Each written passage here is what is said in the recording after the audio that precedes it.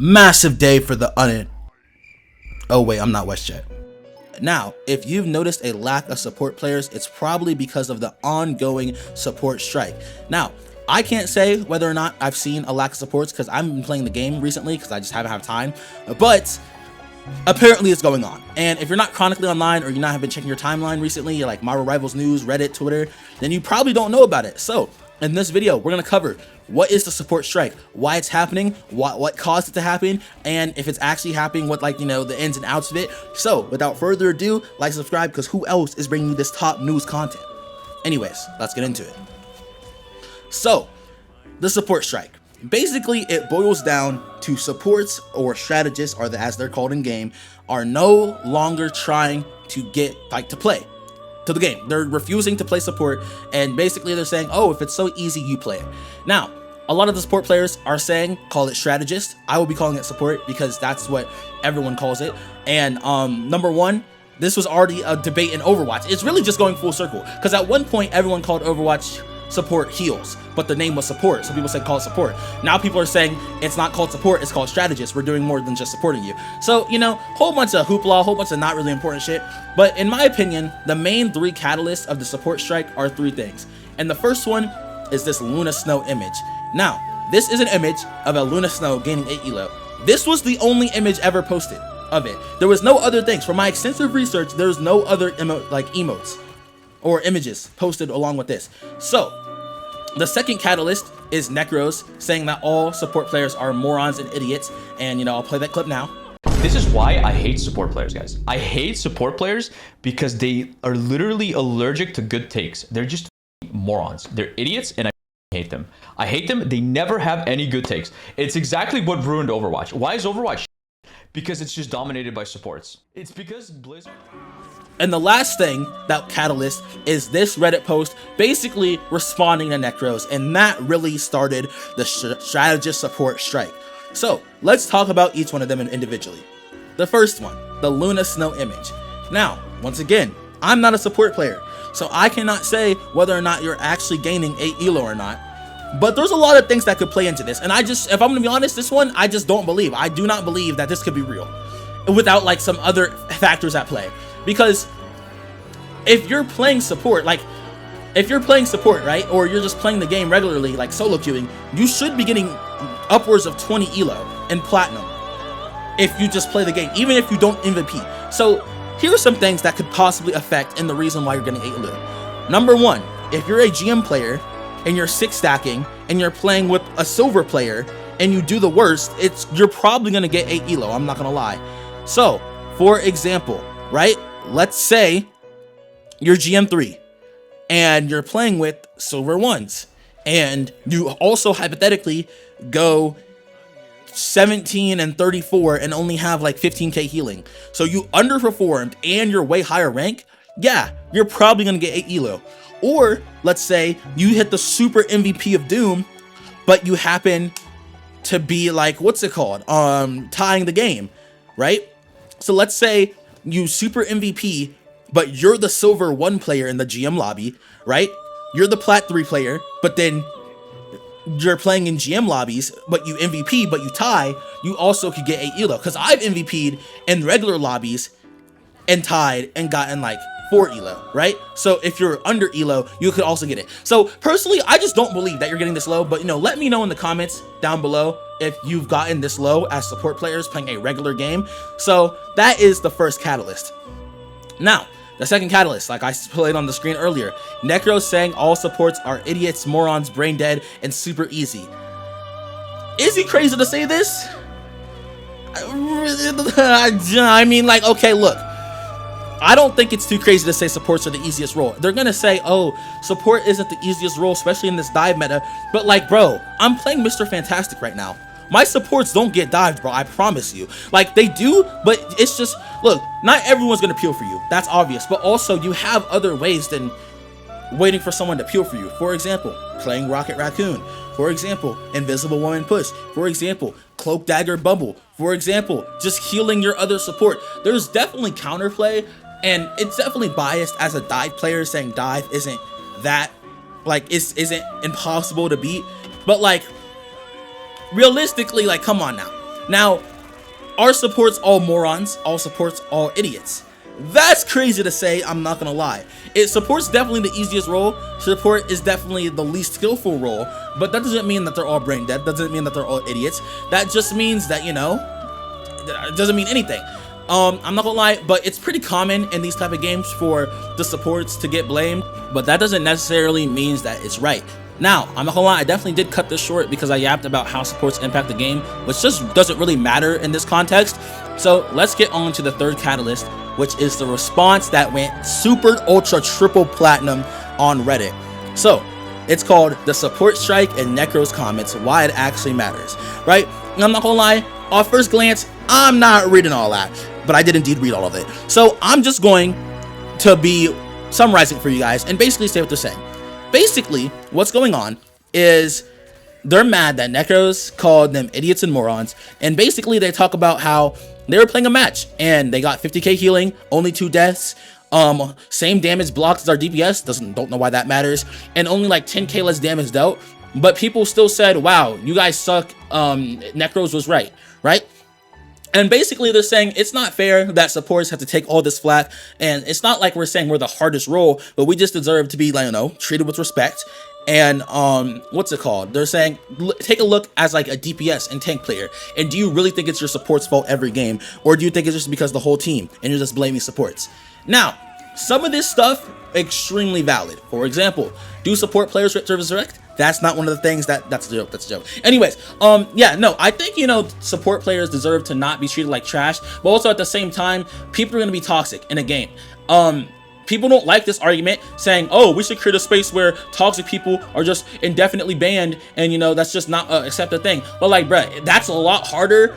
I'm not gonna lie, like, bruh, sometimes things are just gonna have to be like how it is, bro. I'm not gonna lie.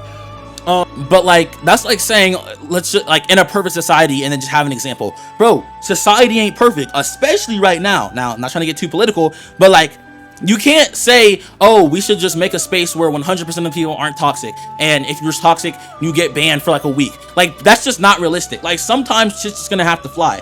Like, if they're saying slurs, then that's an easy report, that's an easy day ban. But if they're just saying, oh my goodness, it's the support's fault, and your mental gets ruined, and you're like, oh my goodness, bro, I just can't play this game, you know, it's just always my fault, and this is just really making, like, affecting my mental, like, bro, maybe the game is just not for you, brody. I'm not gonna lie. But yeah, that's really like the 3 catalysts that started the support strike. So now let's talk about how this is affecting the game. Well, number 1, everyone hates Necros. Am I a Necros fan? Not really. I don't hate him. I don't especially like him. So him being canceled, that shit doesn't really affect me. But he did indeed double down, which is extremely valid. But before we get to that double down, let's talk about another response. This guy named JBH basically made a response saying, Necros, you don't play support. So why don't you solo queue or play support all the way through a season to 1 above all, and then see if it's easy. This is why I hate support players, guys. They're just morons. They're idiots, and I hate them. Exhibit 472 as to why strategist players don't want to play strategist anymore, because you have a dude that plays nothing but Spider-Man talking shit about a role that he has literally never played in his life and has absolutely no clips on his page playing as a support character. These are the types of people that ruin games and shouldn't be allowed to make content or have opinions. This dude plays as the most selfish DPS character that has the maximum amount of movement in this game, to where you literally can enter and exit fights within a split second, and he has the nerve to sit there and talk shit about support players. I challenge this dude to play an entire season as anybody else but Spider-Man. I challenge this dude to play an entire season as a support player before he ever opens his mouth ever again on this app. As a matter of fact, I challenge every single person that says that strategist is easy to play an entire season as a strategist and make it all the way up to Celestial or beyond, since you think that it's so easy and that it's such a boosted role. If it's so boosted, then I want to see you boost yourself to 1 above all using only strategists. Watching a guy who plays nothing but Spider-Man try to give an opinion on a strategist role is like hearing a waterboy say that the quarterback is useless. How about we see that waterboy put on a helmet and go play quarterback for an entire season before he starts talking shit? So let's see it, Necros. Nut up or shut up. If you don't accept this challenge to play an entire season as a strategist, then don't ever say shit about a strategist ever again. Just being honest. Then see if it's brain dead, then see if it's morons. That's a bad argument because he could. That's the answer. The answer is that he could. No Necros glaze, but he is a top player. He does play arguably some of the hardest characters, not Bucky, Spider-Man, and Genji. He's been a top player in this game, in this genre forever. I don't think it's crazy to say, I don't think it's glazed to say that he could go to one above all using only strategist. It's just the thing is, some players don't find strategist fun. Same way some players don't find tank fun. Same way some players don't think DPS is fun. Because strategist players will say, oh, we don't play DPS not because we can't, but because we find it more gratifying to support the players, to make sure they're healed, to know that we directly made someone live and they popped off and it's like our pop off. Well, you could say the same way opposite. I'd rather go get the kills than enable someone else, right? Egoist, blue lock. So that argument isn't really good. So, you know, let's hear about Necro's double down. This is gonna be another really hot take. I will be honest, bro. I will be honest. When I think about it, let's all collectively give our opinions at the same time. So I'll ask you guys, who do you guys think on average are the worst players on the team? Which role typically has the worst players? If I asked you guys, you guys are saying that ironically. You guys know it's the support players, bro. You guys know it's the fucking support. It is not deep. Shut the fuck up, Chad. You guys are just trying to be funny. You guys are trying to be funny. You're just rage baiting me. It's just support players. They are just okay. The reason I say that is because, so how many times, like, let's say someone's doing bad on DPS, how many times do they get told to fucking swap to support? Like, you don't see like someone being like, oh man, you're really bad at support, go DPS. So, as seen in the video, Necros proposed the question, who on average is the worst player? Now, he says it supports, and I'm not gonna lie, I disagree with this, but I think he just didn't say it in the right way. Because if he asked, on average, what's the lowest skill player, that's easily support.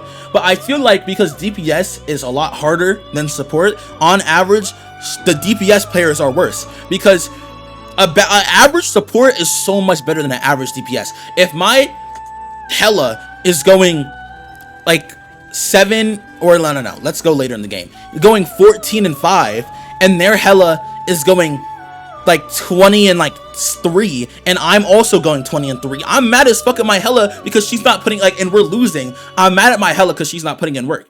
Now, if my support has 5 deaths to like 10 minutes into like 5 deaths 10 minutes into the game, I'm like, okay, they're not great at support, but they're not terrible, right? But then if my support has like, but that happens averagely. On average, supports are pretty fucking average at the game because they're like pretty easy to play.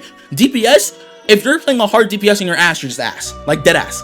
So so I feel like it's a lot easier to say that DPS are on average the worst player of the game. So I disagree with him that. Now, the last thing we're going to cover in this video is what does this have on the effect of the game, and is this crazy? Now, in my opinion, I'm not gonna lie, let's say you're a support player, bro. Let's say that you love support. It's so crazy that you're just not gonna play the character, bro. Like, is that not insane? That's kind of insane. Like, for example, let's say Magik got even more nerfed than she already is. Magik, I already thought Magik was gonna be terrible when she got rid of the demon, even though it was kind of a buff because the ult buff. But like, Magik's bad in this season, but I'm gonna still pick Magik. I'm gonna just swap when I'm not doing anything because I enjoy playing Magik. So I feel like these support players don't even for real like actually enjoy learning their character. Now, a lot of them are gonna say, oh, we're not just putting support, we're just, you know, trying out new characters and only trying out new characters.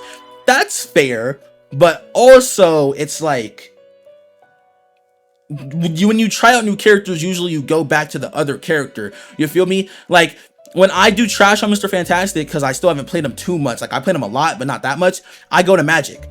When I wanted to learn Magik, I hopped on an ult. That's a video for another day. Doesn't really matter. I think it's low-key crazy that they're just not playing whoever they want to play. Like, if Magik, no matter how nerfed Magik gets, I'm still a player. You feel me? But yeah, do I think this is gonna affect Marvel Rivals? No, bro. This is gonna be over in a week. Like, let's be honest, guys. This is gonna be over in a week. No one, Necros is gonna double down. He's not gonna ever fold, and then it's gonna be over in a week, or he's gonna fold and it's gonna be over the day he folds. So yeah, pretty simple shit. You know, like, subscribe. There's gonna be a lot of cool videos coming out soon, so type shit. We're still trying to hit 1100 or 11,000 before end of April type shit. Peace.